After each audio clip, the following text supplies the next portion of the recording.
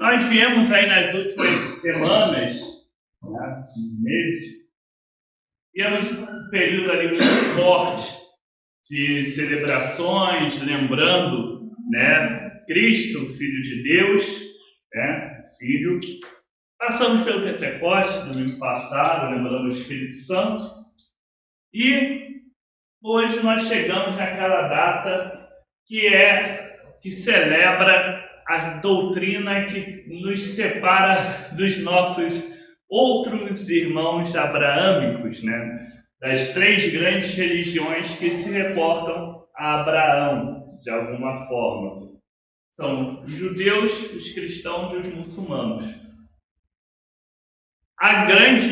Tem outras diferenças, é claro, mas talvez a grande motivo de separar os cristãos dos outros dois, a grande doutrina assim, que marca essa diferença, é justamente a crença na Trindade, né? Na ideia do Deus, que ele é um só, mas que também não deixa de ser uma comunidade em si mesmo.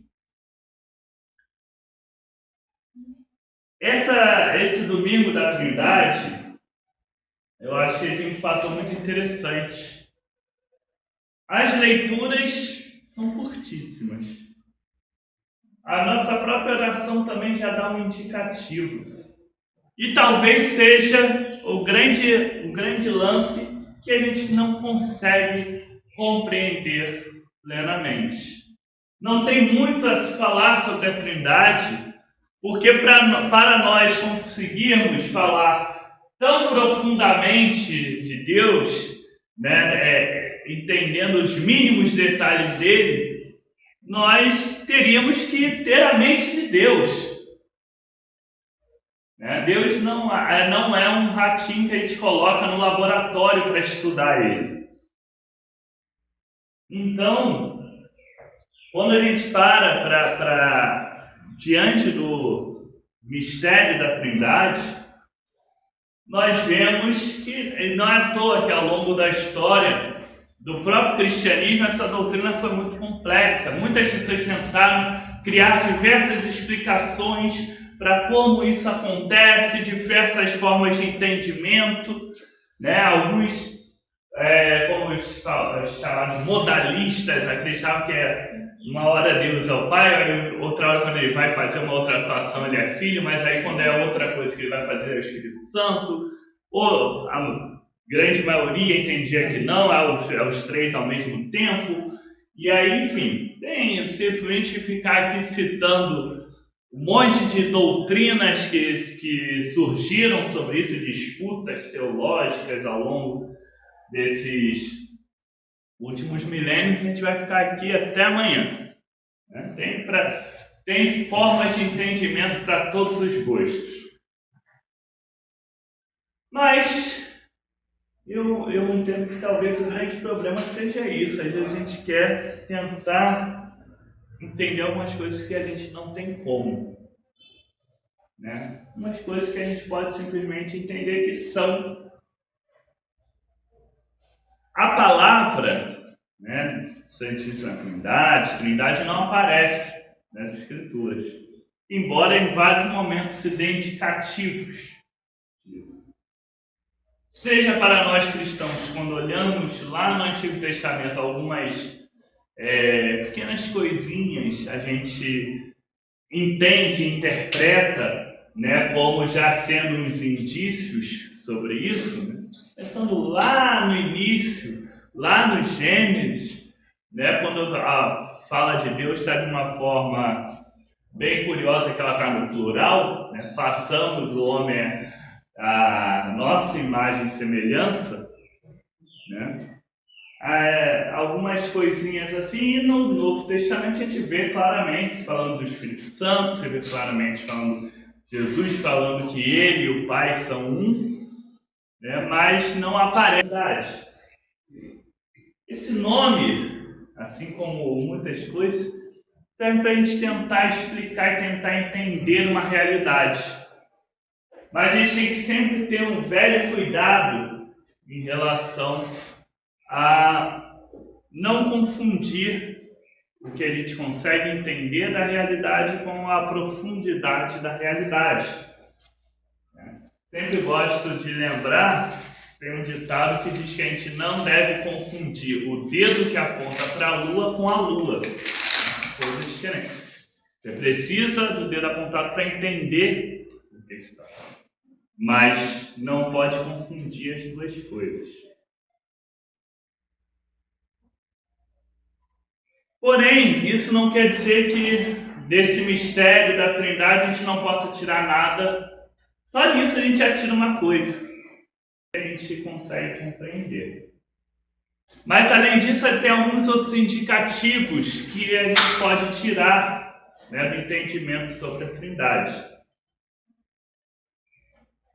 E o segundo indicativo, né, o primeiro foi essa questão de como Deus está além do que a gente pode imaginar. Tem até uma música gospel que estava na moda, falava ninguém explica Deus. Pois é, mais ou menos essa ideia.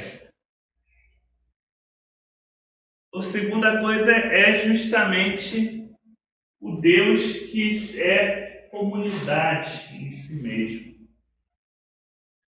Quando nós falamos que Deus é amor, nós temos que lembrar que o amor, ele na verdade, ele sempre precisa de três coisas, né, em si. Alguém que ama, o amor em si, e alguém que é amado. Até alguns poetas tentaram fazer essa comparação entre a Trindade e esses três elementos, né? E aí alguns chamavam o Pai que ama, o Filho amado e o Espírito Santo como amor. Alguns já tentaram fazer esses comparativos. Mas, de qualquer forma, se nós entendemos que Deus é eterno, né? Ele estava antes da criação e continua depois, e entendemos que Ele é amor, de fato Ele precisava ter alguém a amar. Talvez a Trindade seja o caso mais complexo de amor próprio.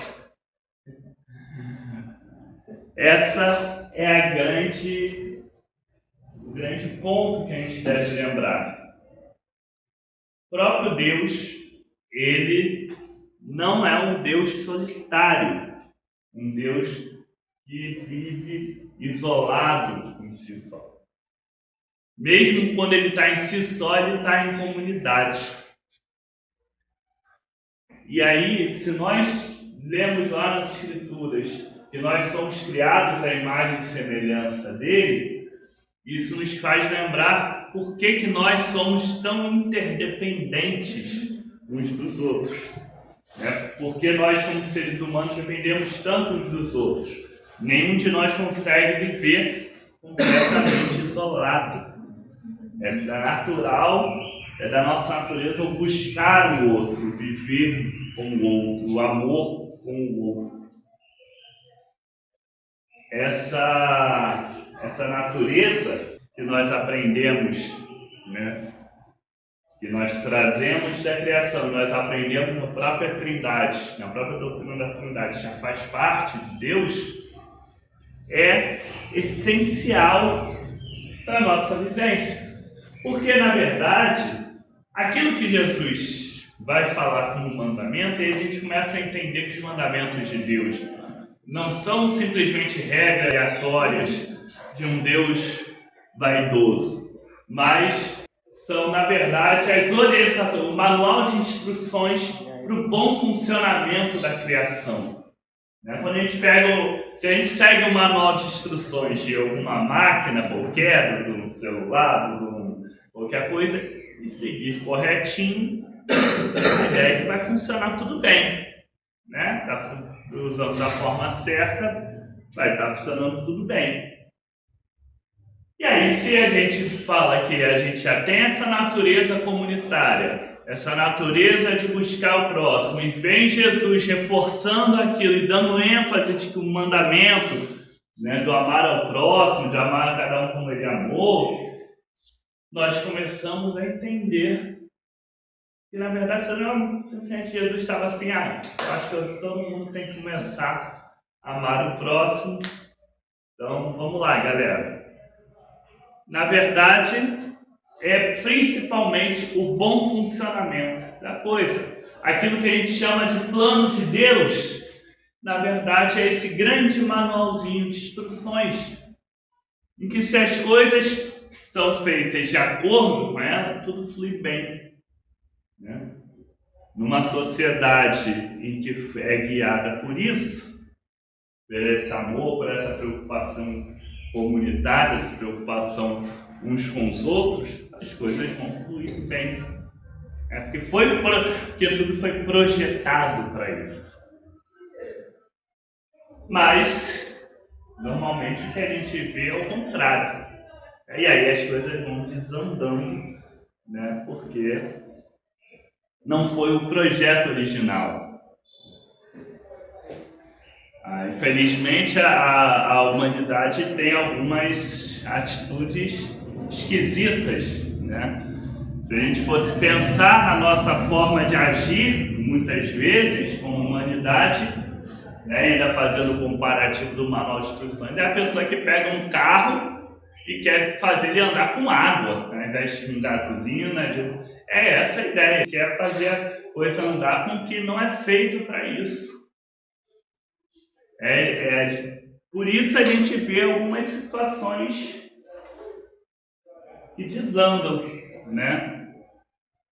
A gente vê guerra, vê fome, vê miséria, vê tantos outros absurdos acontecendo, porque não seguimos o que tinha que seguir, né? Não seguimos enquanto humanidade o que tinha que seguir.